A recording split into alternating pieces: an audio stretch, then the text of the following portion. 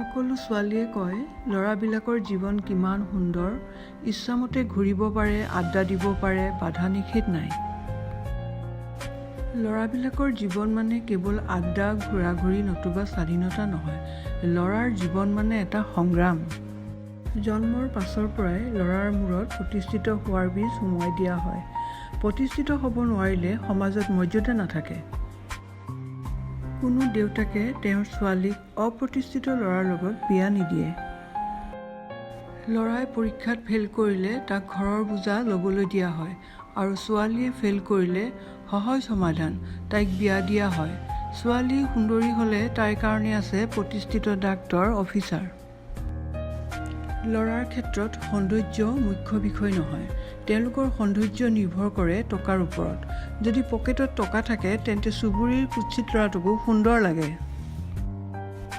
টকা থাকিলে তাৰ কাৰণে আছে হাজাৰ ধুনীয়া পৰী, আৰু টকা নাথাকিলে চুবুৰীৰ টিনা মিনা জিনায়ো ঘূৰিকে নাচায়।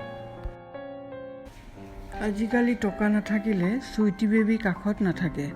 বেবীৰ জন্মদিনত দিব লাগে দামী উপহাৰ, নহ'লে ভালপোৱা নজমে। আৰু এইবোৰৰ কাৰণে লাগে টকা, আৰু টকাৰ কাৰণে জীৱনত প্ৰতিষ্ঠিত হোৱা খুব প্ৰয়োজন। আৰু প্ৰতিষ্ঠিত হোৱাৰ কাৰণে ল'ৰাবিলাকে কৰিব লাগে কঠোৰ সংগ্ৰাম।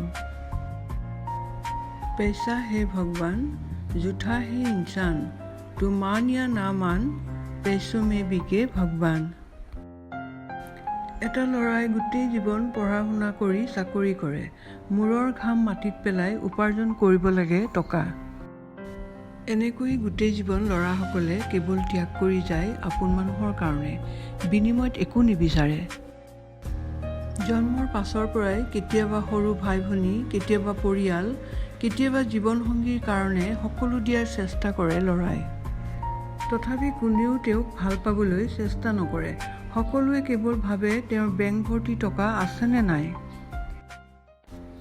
সেয়ে সকলো ল'ৰাসকলৰ উদ্দেশ্যে মোৰ এটা কথা, কেৱল প্ৰেম নামৰ মৰিচিকাৰ পিছত দৌৰি সময় নষ্ট নকৰি নিজৰ কেৰিয়াৰ গঢ়া।